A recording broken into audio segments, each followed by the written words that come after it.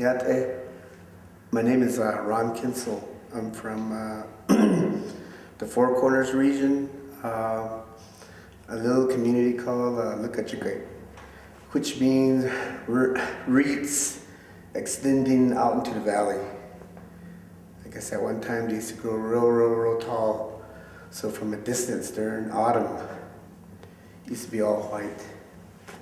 So Luka means white reeds. Chekwe means extending out. But from that community, we do have uranium. And on the other side of the mountain, there's been that coal mining going on, uranium mining, Red Valley, Cove, Arizona.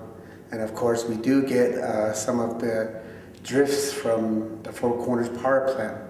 So my mother right now presently has to start using the concentrator to get her air.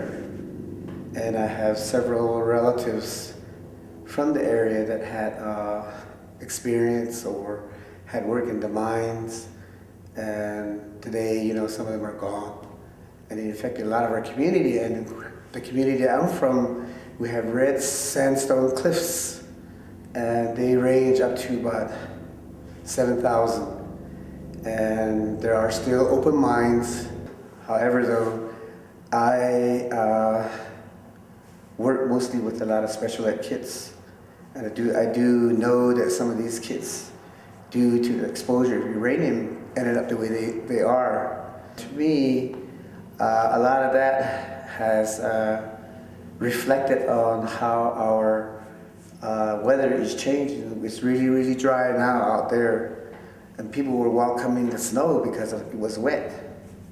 And other than that, you know, we're in a drought, I would say. And many times when this occurs, when people get stonewall, they seem to look into the spiritual side of their heritage.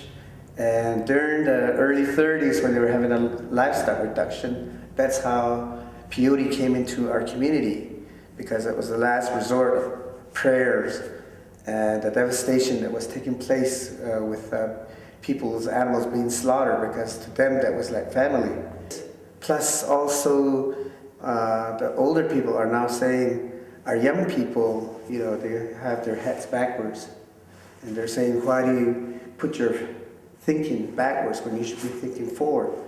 And you know, even that, you know, they sense themselves, and they're saying our kids no longer look at each other as like as a relative. Now they're like enemies. Anai, they call it, means the enemy.